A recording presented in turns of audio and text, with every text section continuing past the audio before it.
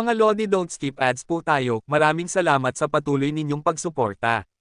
Paki-like and share naman dyan mga Lodi. At sa mga gustong mag-donate sa ating GCash or regular na load, mag-comment lang po tayo. Para patuloy tayong makapag-upload ng mga bagong kabanata. Marami pong salamat. Subaybayan natin ang kwento ng isang kabataang nangarap para sa kanyang mga mahal sa buhay. Mula sa pinakamahina tungo sa pinakamalakas. Alamin natin ang kwento ng kanyang buhay. Kabanata 1831, Kabanata 1840. Kabanata 1831. Sa puntong ito, maiisip ng mga tao sa buong mundo na si Qin Wu daw ngayon ay maaaring si Yehan sa hinaharap. Yehan, ang pagkain sa inner pill ng bloodthirsty poisonous scorpion ay makakapigil sa lason sa iyong katawan. Sa unahan, maririnig ang mahinang tinig ni Qin Wu daw. Sa loob ng nakaraang 6 na buwan, ito ang kanyang naging paraan para mabuhay. Bagamat matindi ang kamandag ng bloodthirsty scorpion, ang inner alchemy nito ay may kakayahang pigilan ang pagkalat ng lason. Pagkarinig nito, kumislap ang dagwang mga mata ni Yehan, at walang pag-aalinlangan niyang isinaksak ang kanyang espada sa isang bloodthirsty scorpion. Nang kanyang pinalakas ang kamay, sumabog ang katawan ng alakdan at lumabas ang isang itim na inner alchemy na kasinlaki ng kuko. Hindi na nagdalawang isip si Yehan, kinuha niya ito at nilunok. Agad niyang naramdaman na ang kirot na parang libo-libong langgam na kumakain sa kanyang laman ay unti-unting hamupa. Kaagad, sa tuktok ng bundok, hawak pa rin ang espada, nagpatuloy si Yehan sa kanyang paglusob. Dahil napatunayang nakakabawas ng lason ang inner alchemy ng alakdan, hindi na siya nag-alala sa anumang bagay. Sa mga oras na ito, para siyang isang halimaw sa galit, ang kanyang mga mata ay puno ng pagpatay. Walang kontrol ang kanyang espada sa pagsalag at pagsaksak. Ang kanyang mga paa ay tumatapak sa mga bangkay ng mga bloodthirsty scorpions, dinudurog ang mga ito hanggang maging latang laman. Sa buong mundo, ang mga mata ng sangkatauhan ay nakatuon sa kabataang lalaki na ngayon ay nasa matinding galit. Ginagamit niya ang karahasan upang supilan ang karahasan, at ang pagpatay ay ang kanyang daan palabas. Ang buong tuktok ng bundok ay pinamumugaran ng daan-daang libong bloodthirsty poisonous scorpions. Isang nakakakilabot na tanawin. Sa paanan ng bundok, patuloy ang pagdagsa ng mga ito. Para bang ang buong bundok ay pugad ng mga makamandag na alakdan. Biglang, sa harapan ni Yehan, si Qin Wu daw, na halos wala ng lakas, ay muling lumaban. Magkasabay na gumalaw ang mag-amang guro't estudyante, at nagdikit ang kanilang mga espada. Para bang kahit ang mga insekto ng kamatayan na ito ay hindi kayang pigilan ang pagsanib puwersa ng dalawang ito. Sa tanawing ito, humanga ang buong mundo. Mula sa pinakamatanda hanggang sa pinakabata, ang tibay ng kanilang loob ay kahanga-hanga. Kung malalagpasan nila ang pagsubok na ito, sila'y tunay na mga alamat. Sa wakas, sa ilalim ng mga matang nakamasid sa buong mundo, sa tuktok ng bundok, ang guro at mag-aaral ay magkasamang nakatayo, magkasandig likod. Kahit sugatan, ang kanilang determinasyon ay matibay na parang bundok, hindi matitinag. Sa paligid nila, ang mga bloodthirsty scorpions ay patuloy na dumadagsa. Kahit ilang libo na ang kanilang pinaslang, hindi pa rin nauubos ang mga ito. Guro, kung magtutulungan tayo, tiyak makakaraos tayo. Makikita ng angkan ng Qin na kahit ang hamong ito, na walang nakalampas kailanman, ay hindi makakapigil sa atin. Puno ng apoy ang mga mata ni Yehan. Kahit na ang kanyang yintang gitna ng noo ay napapalibutan ng itim na enerhiya, at ang lason ay lumalaganap kahit sugatan ang kanyang katawan, hindi kailanman nawala ang kanyang determinasyon. Bata ka, kahit wala nang atrasan ngayon, sasabihin ko pa rin bilang guro mo, mali ang desisyon mo. Mahina ngunit buo ang tinig ni Qin Wu daw, habang nakatingin sa huling bundok. Hindi ang unang hadlang o ang pangalawa ang pinakamapanganib. Ang pinakadelikado ay itong huli. Marami sa ating mga ninuno ang namatay dito. Soul Destruction Array. Tumingin din si Yehan sa ikatlong bundok. Sa pangalan pa lang, alam na niyang iba ito sa dalawang naunang hamon. Ang una't ikalawa ay samugat sa katawan at isipan, pero ito, hindi niya maisip kung ano ang posibleng mangyari. Guro, tama man o mali, ako na ang bahala. Minsan, ang mali ay maaaring tamang desisyon para sa estudyante, bahagyang ngumiti si Yehan. Ngayong nandito na tayo ay dapat lumagpas. Hindi tayo pwedeng mamatay dito. Siyempre, sagot ni Qin Wu daw, huminga ng malalim. Kahit hindi para sa sarili ko, para sa'yo, kailangan nating lampasan ito. Kapag tumakbo tayo, huwag kang lalaban, tumakbo ka lang ng buong bilis. Bakit? Malalaman mo rin sa tamang panahon. Tiningnan ni Qin Wu daw ang ikatlong bundok. Sa kanyang mga mata ay may bakas ng takot. Bilang isang taga-Chin, alam niya kung gaano kadelikado ang hamong ito. Walang nabuhay mula rito, kailanman. Swish, swish, swish, swish. Bigla, sumabog ang nakakakilabot na aura mula sa dalawa. Ang mga espada nila ay naging mapanganib na animoy kamatayan. Sa bawat saksak, pumuputok ang katawan ng mga alakdan. Bagamat limitado ang kapangyarihan ni Yehan at Qin Wudao, ang kanilang kasanayan sa espada ay halos kasing talim ng kamatayan. Ang pagsasanib puwersa ng guro at estudyante ay mas mabisang panlaban kaysa kung mag-isa silang lumaban sa mga alakdan. Dinaglaon, habang lumalaban at lumalapit sa tagumpay, papalapit na sila sa tulay na bakal na nagdurugtong sa ikatlong bundok. Kabanata 1832. Kung magpapatuloy ito, tila ang guro at alagad ay talagang makakapasa sa pangalawang antas at makakapasok sa ikatlong antas. Sa nakapalibot na mundo, ang mga taong tumitig sa lugar na ito ay may kakaibang mga mata. Hindi ito isang bagay na magagawa ng mga ordinaryong tao na mahigpit na kumapit dito ng paunti-unti. Makakapasa sila sa pangalawang pagsubok, ngunit hindi nito ibig sabihin na makakapasa sila sa ikatlong pagsubok. Walang nakapasa kailanman sa bagyong pumapatay ng mga kaluluwa. Sa tuktok ng banal na bundok, isang alagad ng angkan ng Qin ang nagsabi. Qin, kung ang dalawa sa kanila ay makakapasa sa pangalawang pagsubok, pumunta at ipaalam sa patriarka. Isang matandang lalaki ang mahinahong nagsabi, tinatitigan ang guro at alagad na mabangis na pumapatay sa tuktok ng bundok. Opo, matandang Qin Feng. Sumagot si matandang Qin He, at may kaunting pag-asa sa kanyang mga mata na nakatingin sa guro at alagad sa tuktok ng bundok. Si Qin Wudao, siya ay isang henyo ng kanyang sangay noon, kahit na ang kabilang panig ay pinalayas na mula sa angkan ng Qin, kung makakabalik siya at makahanap ng paraan upang maibalik ang kanyang pisikal na anyo, kung gayon maipapakita ni Qin Wudao ang kanyang maluwalhating nakaraan sa buong rehiyon ng Tianshu. Sa tuktok ng bundok, nagpatuloy ang pagpatay. Habang ang guro at ang kanyang alagad ay unti-unting lumalapit sa tulay na bakal na papunta sa ikatlong taluktok ng bundok, sa kanilang orihinal na landas, ang lupa ay namantsahan ng pula ng masangsang na itim, at ang uhaw sa dugo na makamandag na alakdan libu-libong bangkay ang nakakalat sa tuktok ng bundok. Gayunpaman, imposibleng maging ligtas at maayos sina Yehan at Qin Wudao. Ang ilang mga uhaw sa dugo na makamandag na alakdan na sumusugod sa depensa ay mabangis na sinasaktan ng kanilang mga katawan. Ang dugo ay naging itim. Gayunpaman, ang makapangyarihang espiritu ng pakikipaglaban na sumasakop sa buong bundok ay nananatiling hindi nababawasan at hindi kailanman mawawala. Ang buong taluktok ng bundok ay 100 metro lamang ang haba, at ang mataas na intensidad na pagpatay ay nagparamdam kina Yehan at Qin Wudao na parang isang araw at isang gabi na ang lumipas. 15 metro, 10 metro. Bago pa nila ito nalalaman, ang dalawa sa kanila ay malapit nang makalabas sa pagkulong ng uhaw sa dugo na makamandag na alakdan. 5 metro, 3 metro. Ang huling hakbang, at kaagad, sa ilalim ng mga mata ng nakapalibot na mundo, sina Yehan at Qin Wudao ay parehong kinaladkad ang kanilang mga pagod na katawan sa tulay na bakal na papunta sa ikatlong taluktok ng bundok, at sa likuran nila, ang grupo ng adik ang laso ng dugo na alakdan ay tila nakakulong sa taluktok ng bundok na iyon, at hindi naglakas loob na umalis sa sakop ng taluktok ng bundok. Maaari lamang nitong panoorin sina Yehan at Qin Wudao na nag-uusap. Sa sandaling ito, sina Yehan at Qin Wudao ay nagtinginan, at ang guro at ang alagad ay biglang tumangala sa langit at tumawa ng malakas, at ang tawanan ay kumalat sa buong nakapalibot na mundo. Nang makita ito, ang mga tao sa nakapalibot na mundo ay nanatiling tahimik. Ang pagpasa sa dalawang pagsubok ng sunod-sunod ay katumbas ng paglalakad sa gilid ng buhay at kamatayan ng 2 beses. Guro, tila may mga taong nagsasabi na hindi tayo makakapasa sa 3 pagsubok na ito, at hindi natin hahayaang makuha ng ilang tao ang gusto nila sa susunod na huling pagsubok. Tumangala si Yehan at tumawa. Nang marinig ito, isang ngiti ang sumilay sa mahina na mga mata ni Qin Wudao, kaya ba nilang lampasan ang antas? Makakabalik ba siya sa angkan ng Qin? Tingnan lamang ang huling antas ngayon. Mayroon pang huling hadlang, sana ay ligtas na makapasa sina Yehan at ang emperador. Huminga ng malalim si Daotong, at ang mga nakakuyom na kamao ng tatlo ay hindi pa rin bumibitaw, maliban na lang kung sina Yehan at Qin Wudao ay talagang makakapagpahinga lamang sila pagkatapos makapasa sa pagsubok. Mayroon pang huling hadlang.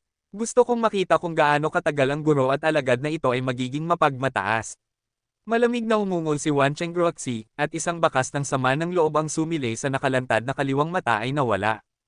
Sa tulay na bakal, sina Yehan at Qin Wu daw ay nagtinginan, at ang makapangyarihang espiritu ng pakikipaglaban ay sumabog muli.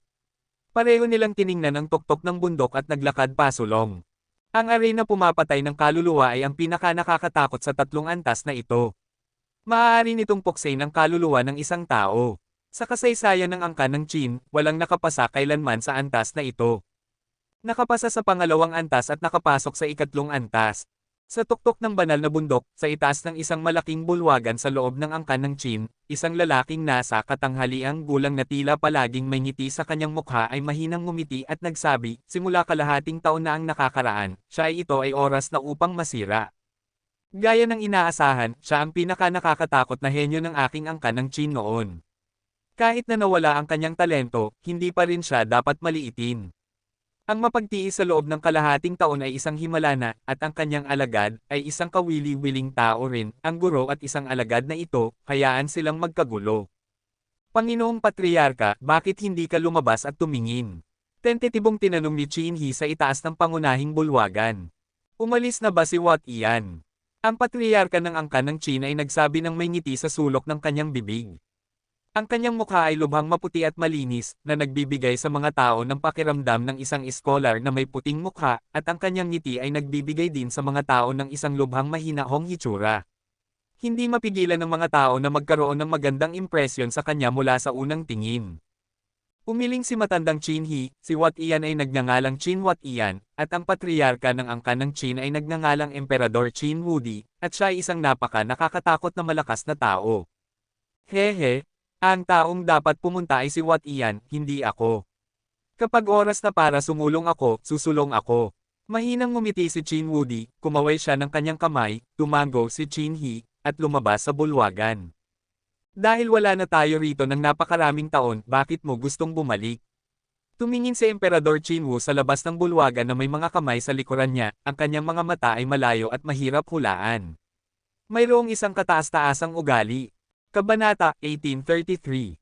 Sa kalangitan sa labas, sa tulay na bakal na kadena, sina Yehan at Qin Wu daw ay nakarating na sa dulo ng tulay na bakal na kadena sa sandaling ito, at kung humakbang pa sila, makakatapak na sila sa huling tuktok ng bundok. Sa nakapalibot na mundo, lahat ng mga mata ay nakatingin sa dalawa sa kanila. Para sa maggurong iyon at mag-aaral, ang huling hadlang na ito ba ay 100 palabas? O isang patay na dulo? Walang nakakaalam pa. Sa mundo, may mga taong umaasa rito, at may mga taong umaasa na ang dalawa sa kanila ay mamamatay sa huling hadlang. Sa tuktok ng banal na bundok, ang mga tao mula sa angkan ng Qin ay nakatingin din sa dalawa sa kanila. Sa sandaling ito, si matandang Qin He ay bumalik na rito, ngunit sa sandaling ito, ang mga batang figure ay lumitaw sa likuran ng mga malalakas na angkan ng Qin. May mga lalaki at babae sa mga batang figurang ito, lahat sila ay may awtoridad at makapangyarihan, na parang sila ang pinakapiling henyo sa angkan ng Qin, wala nang iba pa, ang lakas ng mga taong ito ay halos supremo. Si Kuya Qin Jianan at ang iba pa ay narito na, pati na rin sina Qin Ju, Qin Ruoxuan, Qin Tiandao at iba pa. Nang makita ng mga alagad ng angkan ng Qin dito sa simula ang pagdating ng mga batang figurang ito, hindi nila mapigil ang umatras, dahil ang mga taong ito ang pinakamakapangyarihang grupo ng mga batang Panginoon ng henerasyon ng angkan ng Qin. Hehe, tila ang guro at alagad ay nakapasa na sa pangalawang antas at nakapasok na sa ikatlong antas, na nakakaakit ng mga pinakamakapangyarihang henyo ng angkan ng Qin. Iyan si Qin Jianan, ang anak ni Qin Wat Ian. Ang sabi-sabi ay sa mga batang Panginoon ng angkan ng Qin sa henerasyong ito, bukod kay Qin Changkok, ang lakas ni Qin Jianan ang pinaka-nakakatakot.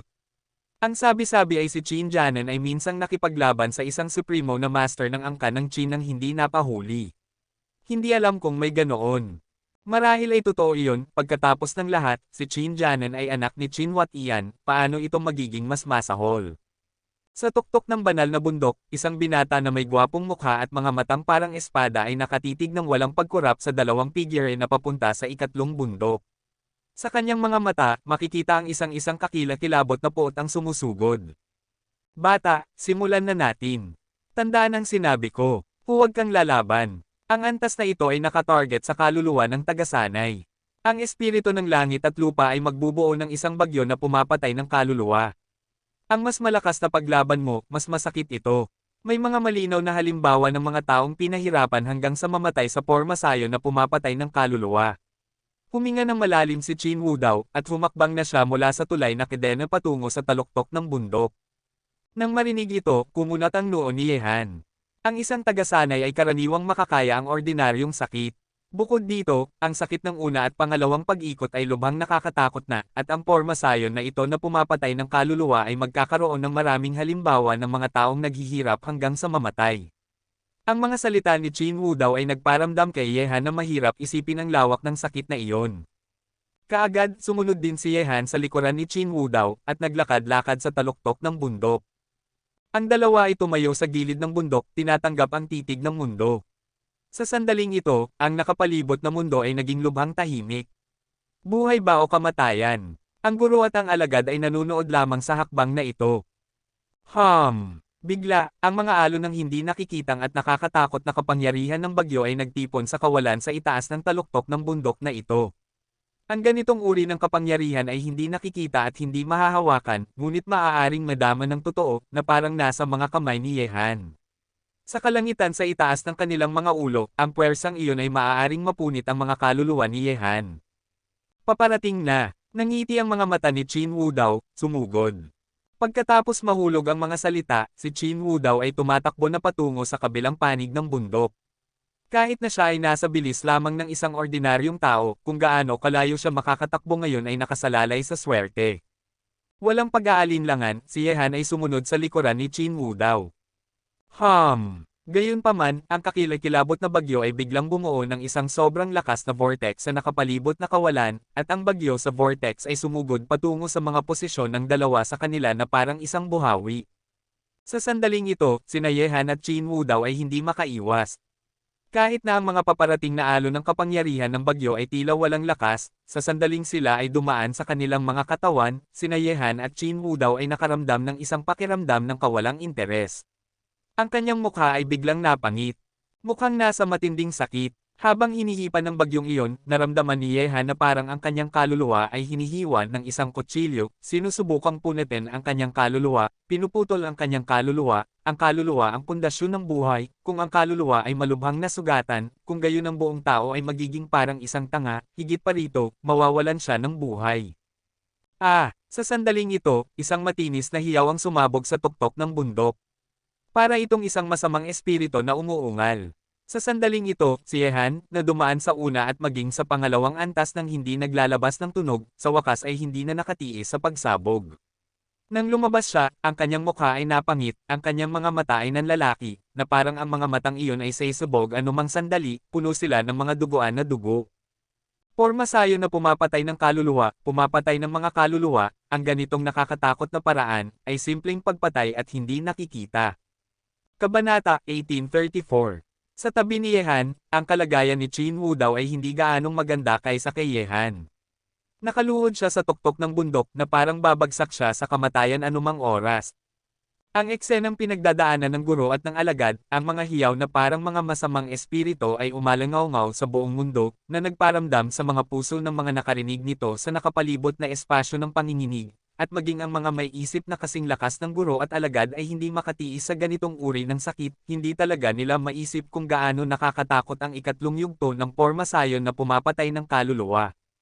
Ang nakakatakot na mga hiyaw ay narinig mula sa tuktok ng bundok na nagparamdam sa mga puso ng mga nakarinig nito ng panginginig. Sina Yehan at Qin Wu Dao, ang gurong ito at ang alagad ay pawang mga lalaking may malalakas na isipan. Si Qin Wu Dao ay nakaligtas dito sa loob ng kalahating taon na sapat na upang makita kung gaano nakakatakot ang kanyang isipan at tiyaga.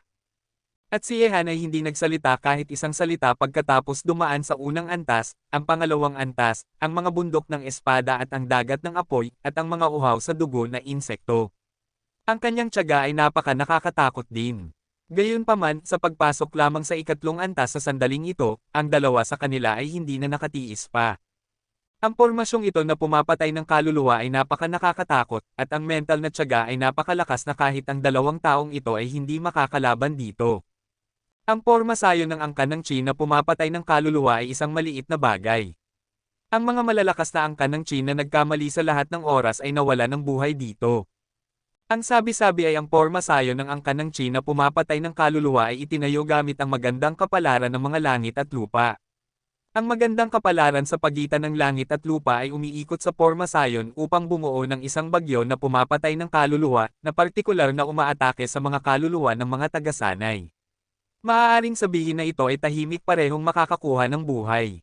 Ang hangin ng magandang kapalaran ay kapareho ng kaluluwa. Ito ay isang mapanlinlang na kapangyarihan. Ang bawat isa sa mundo ay may hangin ng magandang kapalaran. Ito ay isang uri ng kapangyarihan ng swerte. Ang bawat isa ay may kanya-kanyang magandang kapalaran. Ito ay parang ang bawat isa ay may kaluluwa. Ang pagpatay sa mga tao gamit ang ganitong uri ng kapangyarihan ay talagang nakakatakot. Sa pagitan ng langit at lupa, ang tinig ng pag-uusap ay umaalingaw-ngaw. Ito ay mas masahol pa. Sina Daotong at ang iba pa ay kumunat ang noo, ngunit wala silang magawa tungkol sa kalagayan ni Yehan at Qin Wudao. Nakaligtas ka na sa napakaraming pagsubok sa domain ng Yaoguang, at dapat kang magtiyaga ng higit pa sa antas na ito, at huwag sumuko. Ang mga mata ni Yan Yulan ay bahagyang nanginginig. Kahit na ganoon, kahit na ang isang taong tulad ni Yehan ay hindi makatiis ngayon. Tumigil siya, hindi talaga niya alam kung kaya pang magtiyaga ni Yehan. Namatay ka ba sa loob ng ganito? Gusto mo bang kunin ng angkan ng Qin ang iyong bangkay, o kukunin ko ang iyong bangkay para sa iyo?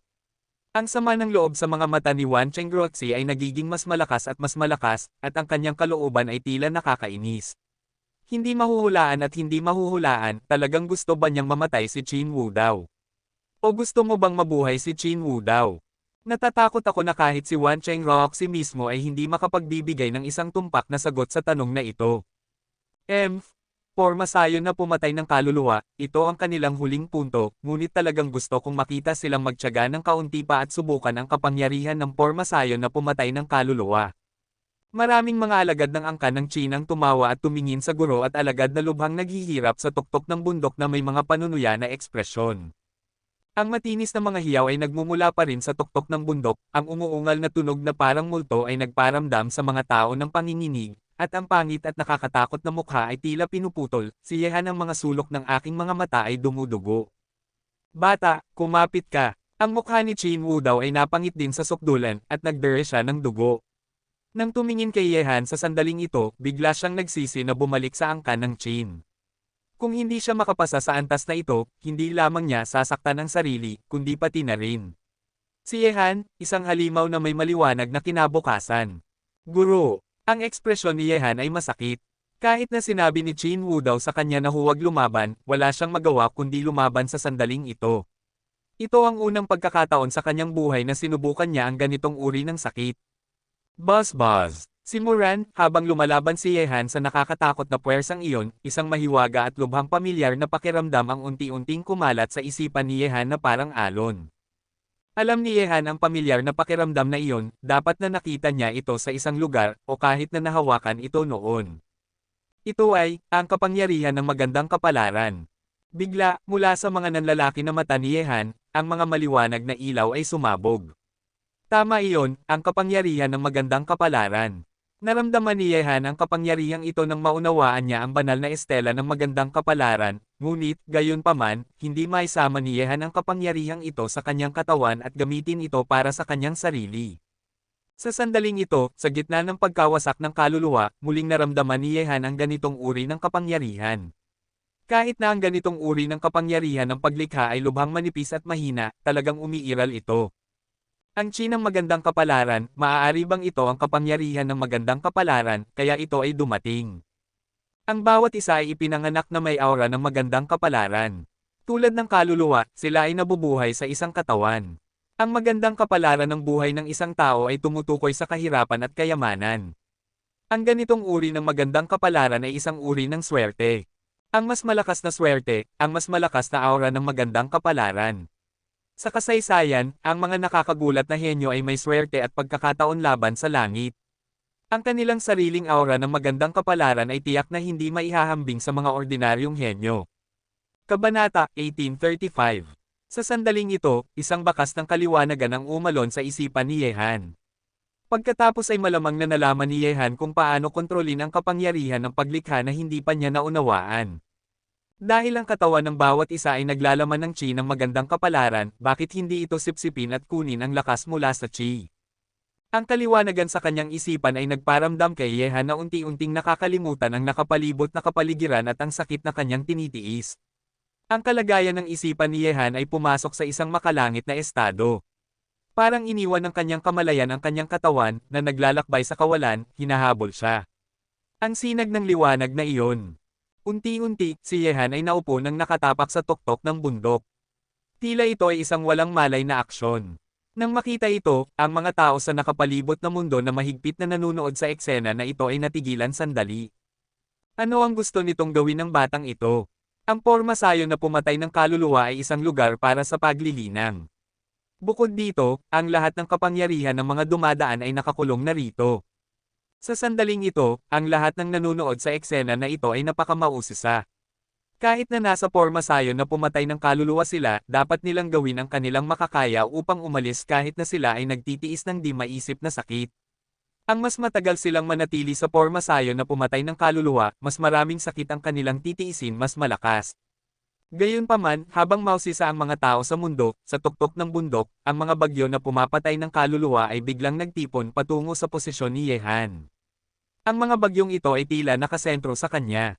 Gayunpaman, napapalibutan ng napakaraming bagyo na pumapatay ng kaluluwa, ang kaluluwa ni Yehan ay maaaring mapuksa sa isang pag-iisip lamang at siya ay ganap na malulubog sa kamatayan. Nang makita ang eksena na ito, ang mga mata ni Chin Wu daw ay agad na nagliwanag ng pagkamangha, at maging ang bagyo na pumapatay ng kaluluwa na binalot din siya ay nagtipon patungo sa posisyon ni Yehan.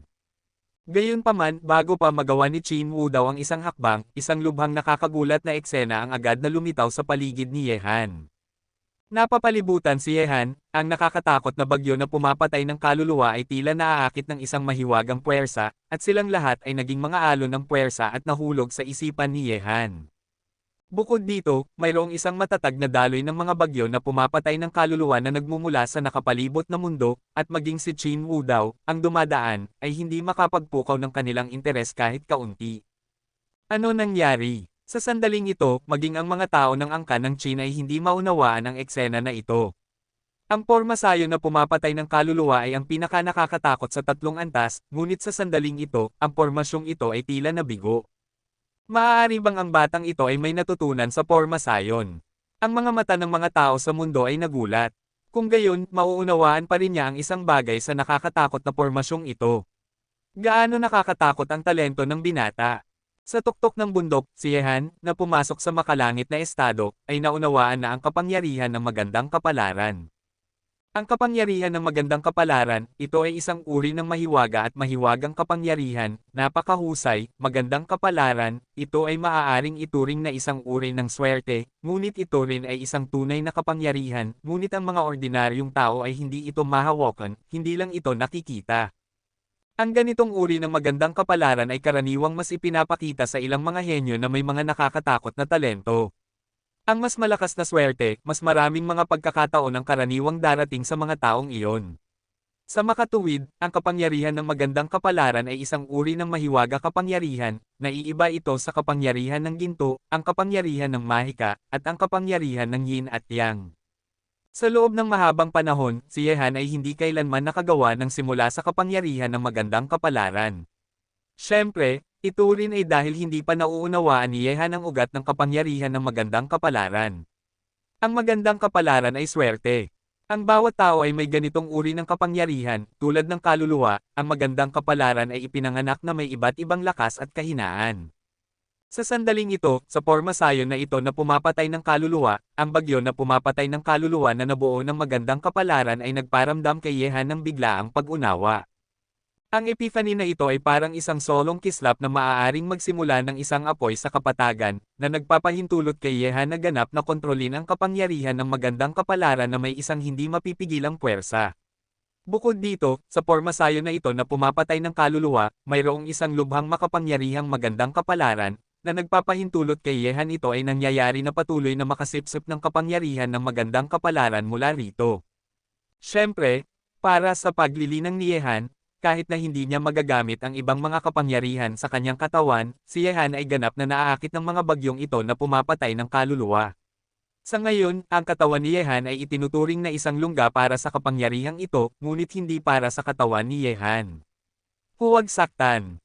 Bukod dito, sinimulan ni Yehan na sipsipin ang kapangyarihan ng magandang kapalaran sa espiritu ng magandang kapalaran, upang ang porma sayon na pumapatay ng kaluluwa ay hindi na nagdudulot ng anumang banta sa anumang dumadaan.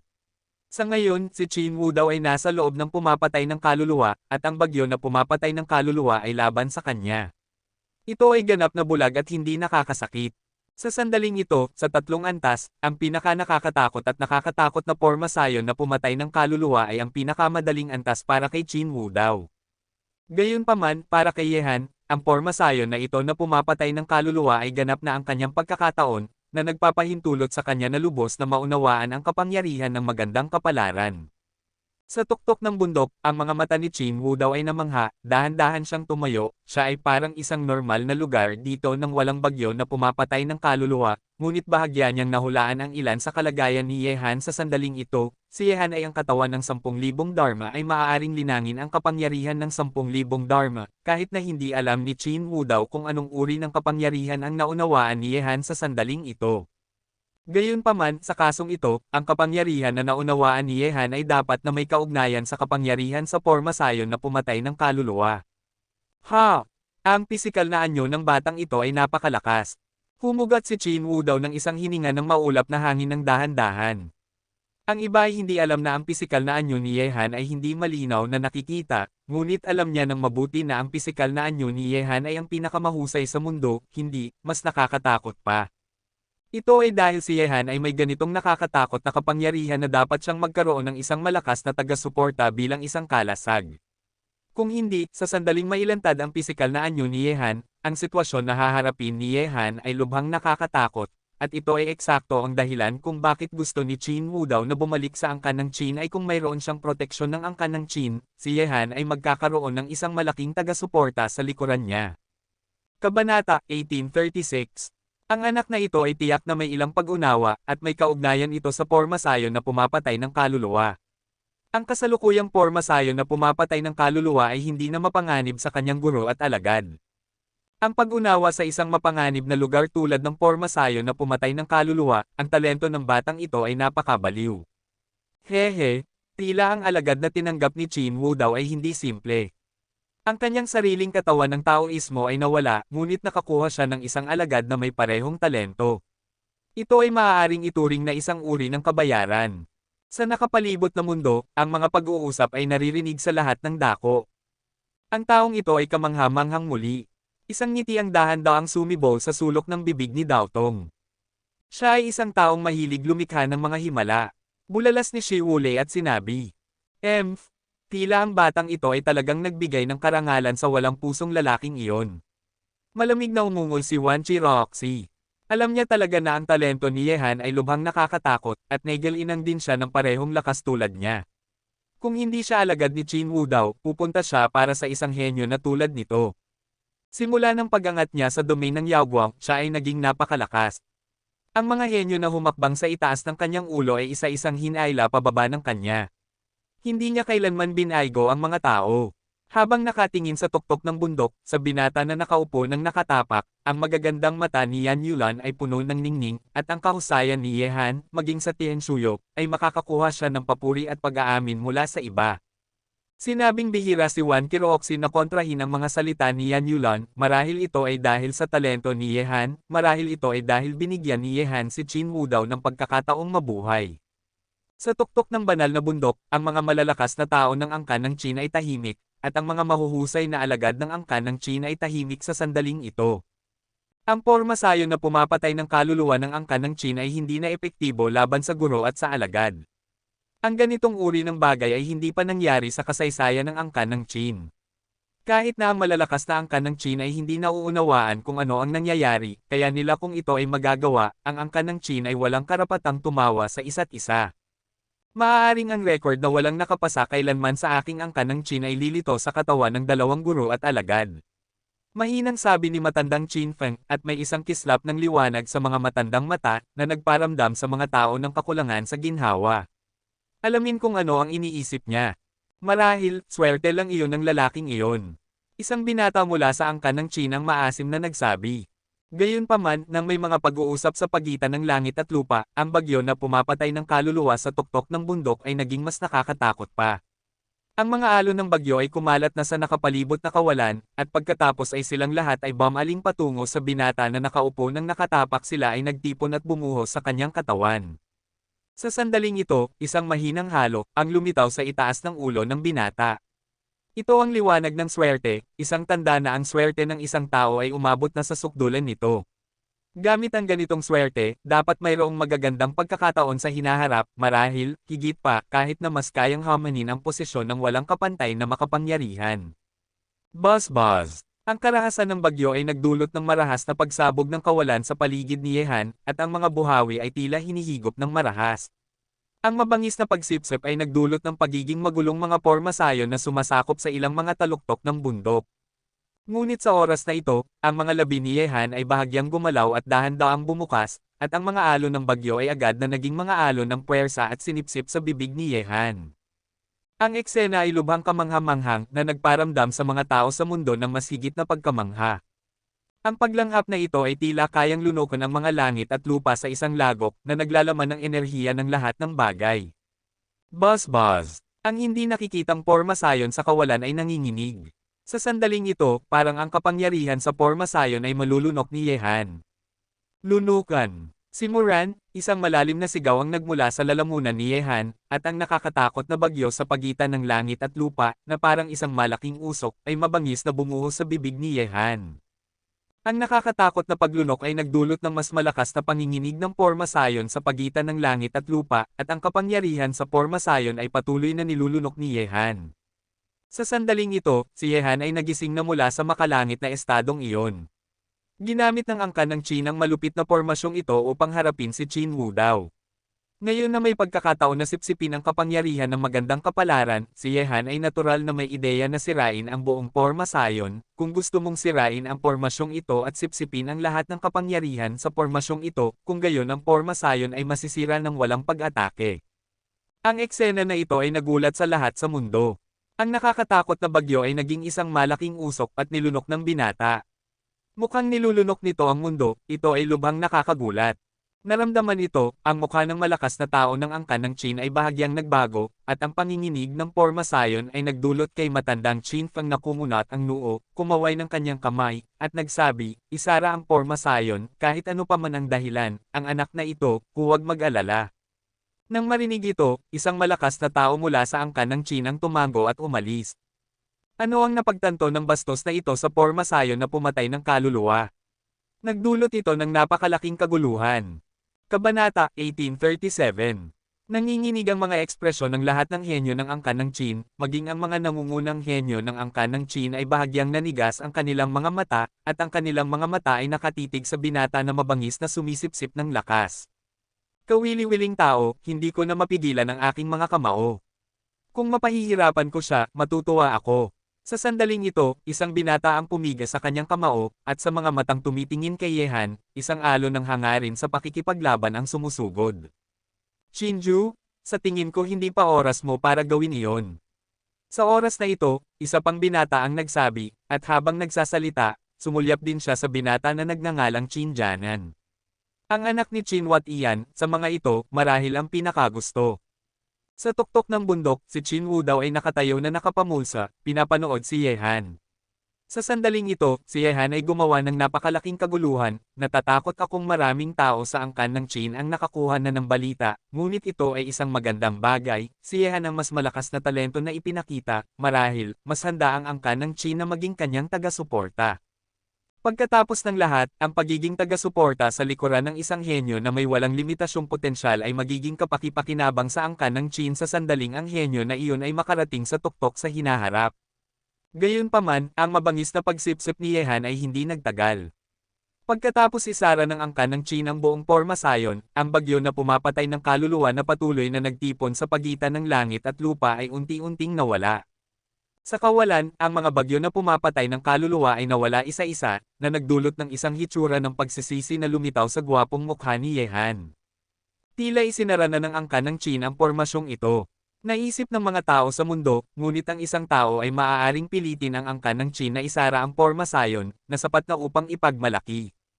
Kaagad, binuksan ni Yehan ang kanyang mga mata at tumayo sa ilalim ng mga mata ng nakapalibot na mundo. May isang panunuya ng ngiti sa kanyang mga labi, dahan-dahan niyang tiningnan ang tuktok ng banal na bundok at malakas na nagsabi, ganito lang ang kaunting kakayahan. Tila ang porma sayo na pumatay ng kaluluwa ng angkan ng Qin, ay hindi maganda. Nang marinig ito, ang mga sulok ng mga bibig ng maraming tao sa mundo ay umikot, paano ang porma sayo na pumapatay ng kaluluwa ng angkan ng Qin? Ano ba, umuungal ka na parang mga multo at lobo kanina, parang pagpatay sa isang baboy, peke ba iyon? Binata, ang porma sayo na pumapatay ng kaluluwa ng aking angkan ng Qin ay talagang hindi maganda para sa iyo. Binabati kita, nakapasa ka na sa 3 antas. Sa tuktok ng banal na bundok, ang mahinang tinig ni matandang Qin Feng ay naihatid. Ang lahat ng tao sa angkan ng Qin ay tumitig kina Yehan at Qin Wu daw. Anuman, nalampasan nila ang 3 hadlang na ito at nalampasan nila. Sa harap ng mga tao sa mundo, ang mga tao ng Qin ay hindi natural na magsisisi sa anumang bagay. Guro, binabati kita, nasa bahay ka na. Tiningnan ni Yehan si Qin Wu daw, ang ngiti sa mukha na iyon ay biglang naging lubhang taos puso, at ang kanyang mga mata ay malinaw at malinis. Oo, nasa bahay na ako.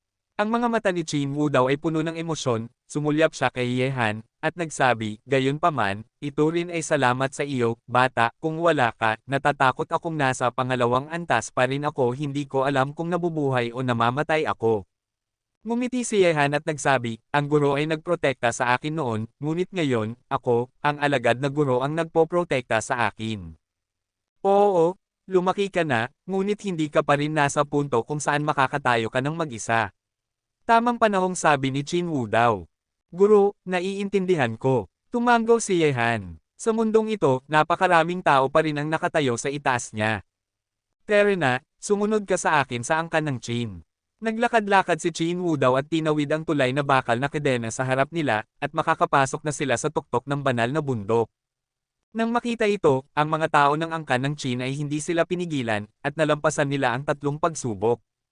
Ano man ang laki ng pagkakamali na nagawa nila sa simula, mapapatawad sila ng angkan ng Qin.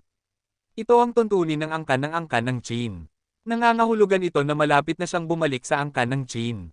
Hehe. Hindi ko inaasahan na ang guro at alagad ang magiging mga taong sumires sa record ng 3 pagsubok na ito. Si Qin Wu daw, ang alagad na ito ay hindi walang kabuluhan. Si Qin Wu daw ay nakapasa sa 3 pagsubok. Ang batang ito ay nagambag ng malaki. Totoo iyon. Ngayon na nakapasa na si Qin Wu daw sa 3 yugto, nangangahulugan din ito na makakabalik na siya sa angkan ng Qin. Bumalik na si Qin Wu daw, at hindi ko alam kung gaano karaming tao sa angkan ng Qin ang naniniwala pa rin sa kanya. Nang makita ang 2 figure na naglalakad mula sa tulay na kadena patungo sa tuktok ng banal na bundok, ang mga tao sa mundo ay puno rin ng emosyon.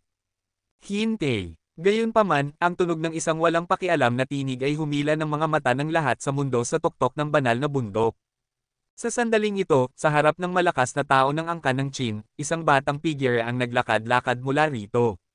Ang mukha ng taong ito ay lubhang walang pakialam, at mayroong isang malakas na puot na sumusugod sa kanyang katawan. Si Qin Jianan iyon, ang anak ni Qin Wat iyan. Nang makita ang batang figurang ito na naglalakad-lakad, maraming tao ang sumikip ang kanilang mga mata.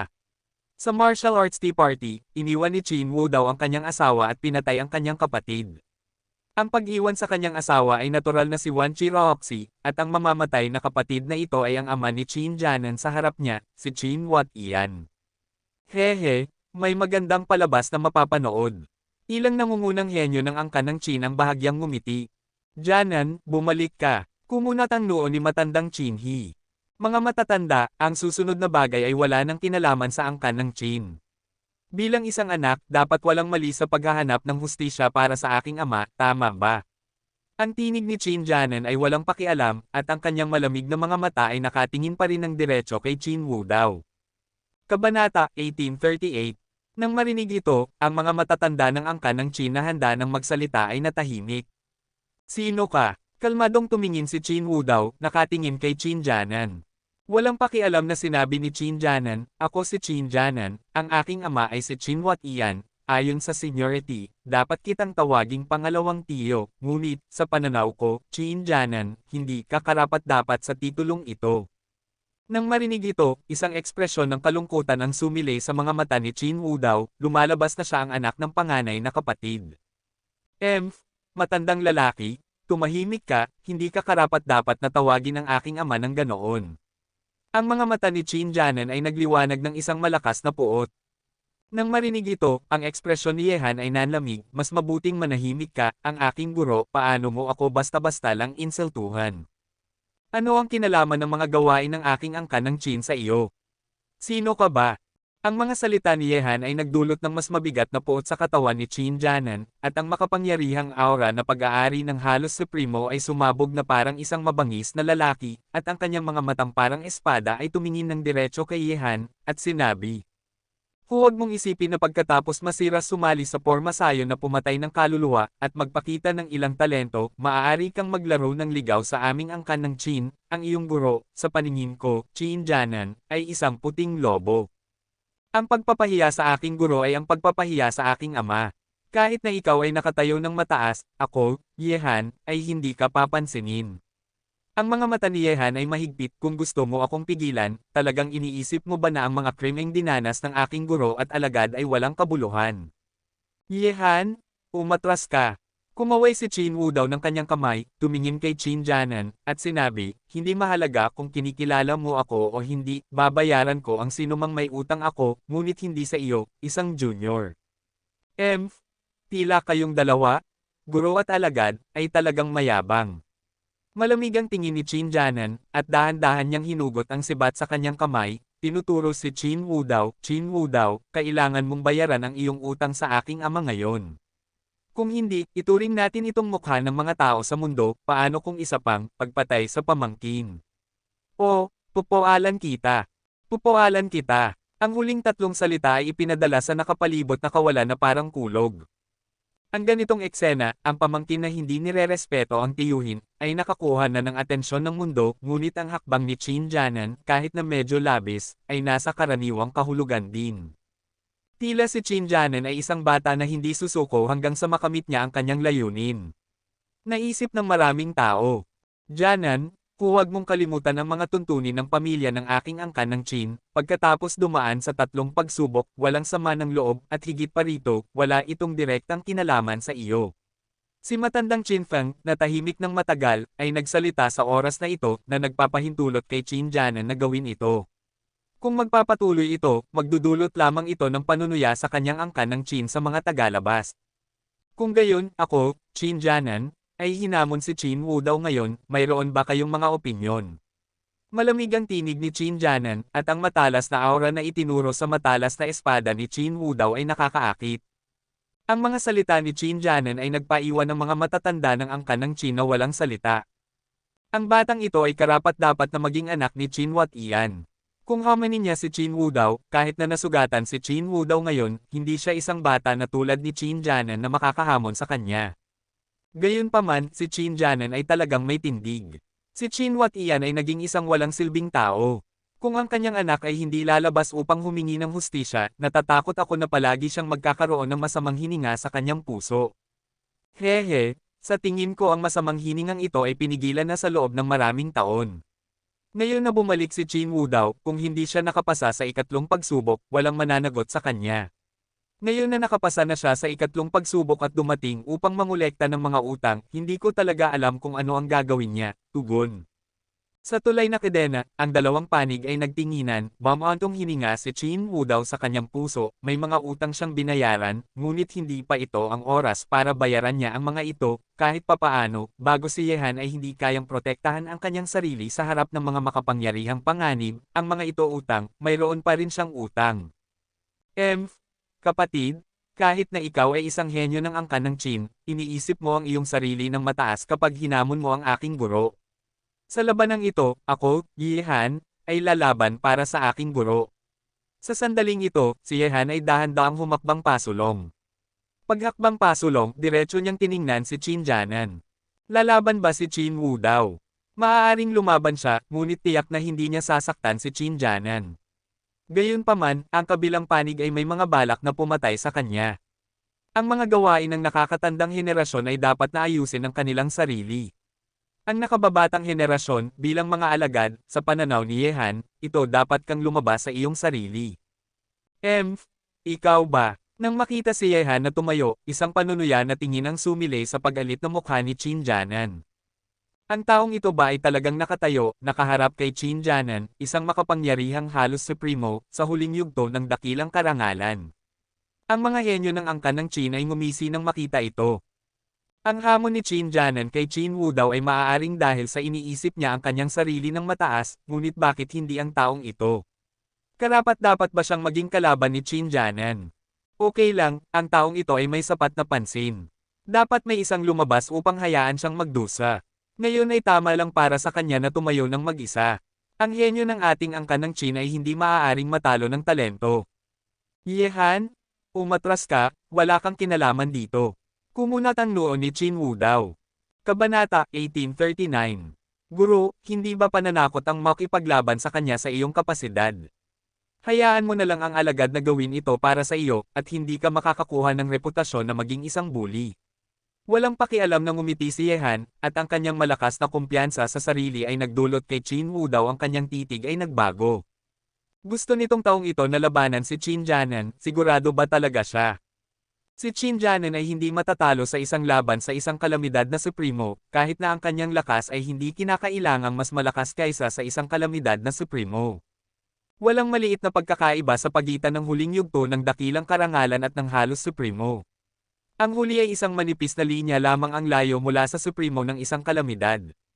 Natatakot ako na ang taong ito ay medyo masyadong malaki. Sa lahat ng dako, ang tinig ng pag-uusap ay muling narinig. Sa sandaling ito, maging sina Wan Qiruoxie at Yan Yulan ay mabangis na nakatitig kay Yehan. Nang mawala na si Yao Guangyo, mayroon pa bang lakas si Yehan upang labanan ang halos supremo? Okay lang. Dahil gusto mong humingi ng kamatayan, kung gayon, ako, Qin Janan, ay tutuperin ka at papatayin ka. Dapat ay sapat na iyon para makaramdam ng pagkadismaya si Qin Wu daw. Malamig na umungol si Qin Janan, na may balak na pumatay na gumugulong sa kanyang mga mata, ang espada na orihinal na nakaturo kay Qin Wu daw, ay lumipat na sa katawan ni Yehan. Patayin mo ako, at maghintay hanggang kaya mo na. Sa isang iglap, ang mga alon ng hangarin sa pakikipaglaban ay sumabog mula sa katawan ni Yehan. Nang mawala ang porma sayon, ginamit na ni Yehan ang kanyang lakas ng buhay upang ayusin ang mga sugat sa kanyang katawan. Sa ngayon, siya ay nasa kanyang pinakamataas na estado. Mayabang na tao, isang espada lang ang sapat na upang patayin ka. Bigla, sa tulay na bakal na kadena, ang nakakatakot na espada ni Qin Janan ay sumabog ng mga sinag ng liwanag na parang nagninangas na araw. Ang isa sa mga espada ay tumagos sa hangin at nagputol ng isang nakakatakot na bakas sa kawalan. Ang espadang ito, tulad ng supremo na espada, ay napakalakas na kaya nitong hatiin ang katawan ni Yehan sa isang iglap. Ang espada ni Qin Janan ay talagang napaka-nakakatakot, maging ang maraming supremo sa mundo ay magbibigay ng mataas na pagtingin dito. Halos agad, ang espadang ito ay maaaring agad na patayin si Yehan. Tawa. Hinugot ni Yehan ang kanyang espada, at hinugot ang sibat mula sa kanyang baywang. Ang bilis kung saan niya hinugot ang kanyang espada ay napakabilis din na mahirap isipin na ang bilis ng espadang ito ay maaaring taglay ng isang dakilang dignitaryo sa huling yugto. Ang espada ay lumabas at ang tao ay gumalaw. Sa sandaling ito, ang kapangyarihan sa katawan ni Yehan ay sumabog, at ang paputok na kapangyarihan ay tumagos sa kanyang kanang braso, at sa wakas ay natipon sa espada ng kahabaan ng buhay. Ito ay mas nakakatakot kaysa sa espada ni Qin Janan. Boom! Sa isang iglap, ang mga espada ng dalawang lalaki ay mabangis na nagbanggaan, at nakita ni Yehan ang malupit na tingin sa mga mata ni Qin Janan. Gayunpaman, sa sandaling ang dalawang espada ay nagbanggaan na parang kulog, ang ekspresyon ni Qin Janan ay biglang nagbago. Ang kapangyarihan na ipinadala mula kay Yehan Jian ay nagdulot ng pagsabog ng isang bangkos ng dugo mula sa bibig ni Qin Janan, at ang kanyang katawan ay umatras na parang hangin. Para talunin ka, isang espada lang ang kailangan ko. Habang nakatingin kay Qin Janan na umatras, ang espada ni Yehan ay dahan-daang isinasaksak sa sandaling ito. Sa tulay na kadena, ang katawan ni Qin Janan ay umatras na parang hangin, isang bangkos ng dugo ang sumabog mula sa sulok ng kanyang bibig, at ang kanyang mukha ay biglang naging lubhang mapotla. Ang eksena na ito ay nagparamdam sa mga ekspresyon ng mga tao sa mundo ng panginginig. Ito ang unang pagkakataon na nakipaglaban sila, at ang pangwakas na resulta ay si Qin Jianan ay itinulak pabalik, at siya ay nagtamo ng malubhang pinsala.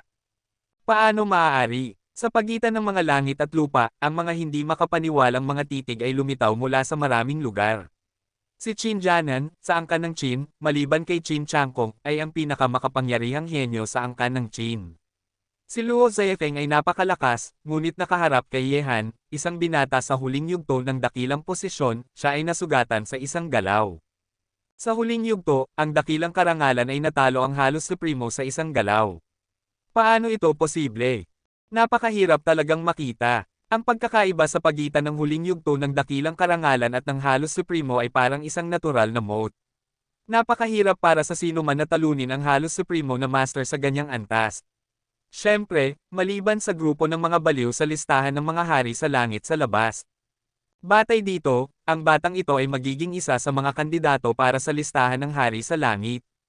Ang kanyang talento ay makapangyarihan, at maging ang kanyang kakayahan sa pakikipaglaban ay nakahihigit sa mga ordinaryong henyo. Gamit ang potensyal ng taong ito, tiyak na siya ay nasa listahan ng hari sa langit sa hinaharap. Marahil, siya ay nasa tuktok pa rin ng listahan ng mga hari sa langit. Pagkatapos ng lahat, madali niyang natalo si Qin Jianan, isang nakakatakot na halos supremo na batang Panginoon. Gamit ang ganitong lakas, kung walang pagbabago sa gitna, tiyak na makakaya niyang sumugod sa tuktok ng listahan ng mga hari sa langit sa hinaharap. 10, mas nakakatakot pa. Sa ganitong paraan, sina Li Zhengdao, Ye Guocheng at ang iba pa sa listahan ng mga hari sa langit, wala ba silang mga bagong kalaban? Sa nakapalibot na mundo, ang sunod-sunod na mga tinig ay nagmula at nawala, at ang mga masigasig na pag-uusap ay halos nalunod ang mundo.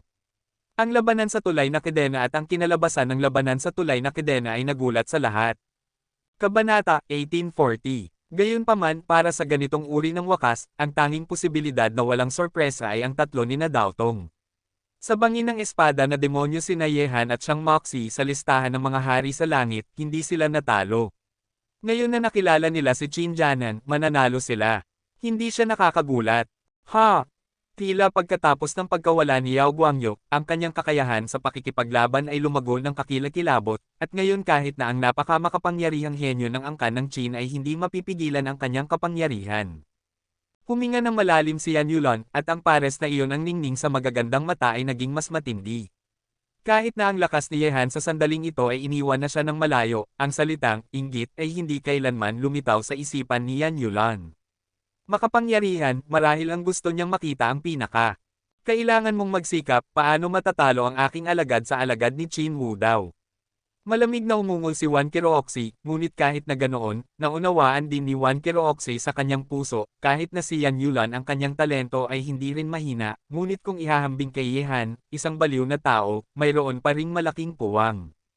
Nang marinig ito, bahagyang ngumiti si Yan Yulon, ang ngiti sa magandang mukha na iyon ay hindi nagpakita ng anumang pag-aalala. Sa sandaling ito, si Qin Wu daw ay isa rin sa mga taong nagulat. Hindi niya nakita si Ye Han sa loob ng kalahating taon, at hindi niya naisip na ang lakas ni Ye Han ay umabot na sa ganitong nakakatakot na antas. Walang presyon, madaling panalo. Gaya ng inaasahan ng katawan ng 10,000 Dharma, ang batang ito ay ipinanganak na may nakakatakot na kakayahan na tumalon sa mga hamon. Sa mga mata ni Qin Wu daw, isang ekspresyon ng kaluwagan ang lumitaw.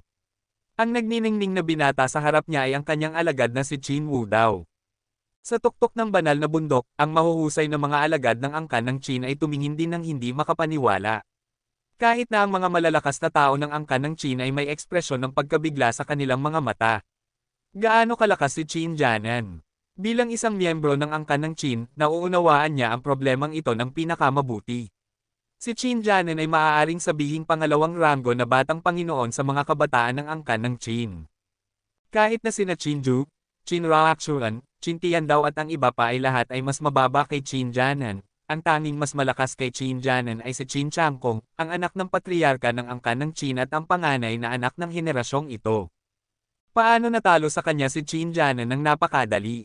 Maaaring siya nga ay napakalakas. Ang henyo ng angkan ng Qin, ang kayabangan at panunuya sa kanyang mukha ay nawala na, pinalitan ng nakakagulat na hindi makapaniwalang kulay. Tila mali ang ating paghatol. Paano ito magiging napakadali para sa isang taong makakalusot sa tatlong hadlang? Huminga ng malalim si Qin Ruoxuan upang pakalmayan ang sarili. Sinabing sina Chinju at Chin Tian daw ay may mga ekspresyon pa rin ng kawalang kasiyahan sa kanilang mga mukha, ngunit ang mga katotohanan sa harap nila ay pinilit silang sumang-ayon sa mga salita ni Chin Roakshuan. Marahil, talagang minamaliit nila ang isa't isa mula sa simula pa. Kahit na ang kanyang kaharian ay ordinaryo, ang kanyang kakayahan sa pakikipaglaban ay lubhang abnormal. Sa tulay na kadena, si Yehan ay nakatayo na nakatalikod ang kanyang espada, na walang pakialam na tumitingin kay Qin Jianan, na mukhang maulap at puno ng puot sa sandaling ito. Itinaas ni Qin Jianan ang kanyang ulo at malamig na tumitig kay Yehan. Hindi niya sineseryoso ang kalaban na iyon, ngunit siya ay natalo sa mga titig ng maraming tagasanay sa mundong ito. Natatakot ako na pagkatapos ng labanang ito, maraming tao sa paligid ng angkan ng Qin ang matatalo. Ang bawat isa sa globo ng impluwensya ay malalaman na si Qin Jianan ng angkan ng Qin ay natalo ng isang binata sa huling yugto ng dakilang posisyon. Siyempre, sa pamamagitan ng labanan, kinilala rin ni Qin Jianan na hindi lamang niya minamaliit si Yehan, ngunit mayroon ding malaking puwang sa pagitan nila sa mga tuntunin ng lakas. Ang mga nakakatalo sa kanya sa isang galaw, sa mga kabataan ng angkan ng Qin, maging si Qin Changkong na nasa pag-iisa, ay malamang na kailangang gawin ang kanyang makakaya. Hehe, kahit na ang isang maliit na alagad na tulad ko ay hindi mananalo, paano ko hamanin ang aking guro? Qin Jianan, ang hatol ay nasa iyo, matatanggap mo ba ito? Sa sandaling ito, isang pagtawa ang nagmula sa bibig ni Yehan, at ang kanyang titig ay nakatitig kay Qin Jianan, na may hindi tiyak na ekspresyon. Nang marinig ito, isang matigas na ekspresyon ang sumilay sa mukha ni Qin Jianan. Tumingin siya kay Yehan at sinabi sa isang malamig na tinig, "Ako, Qin Jianan, ay hindi isang taong hindi kayang tanggapin ang pagkatalo. Natalo ako sa iyo. Ako, Qin Jianan, ay walang kakayahan. Gayunpaman, si Qin Wu daw ay may utang sa iyo. Ako, Qin Jianan, ay tiyak na hahanapin siya upang bayaran ang utang sa buhay na ito, at ngayon ay simula pa lamang." Malamig na umungol si Qin Jianan, ang masamang espiritu sa kanyang mga mata ay hindi pa rin nawawala, at pagkatapos ay umalis si Buddha Sleeve at ipinanganak ang isang anak ng tao. Ang dakilang puot na ito ay inilibing sa kanyang puso sa loob ng maraming taon. Kahit na natalo siya kay Yehan, ngunit hindi susuko si Qin Jianan ng napakadali.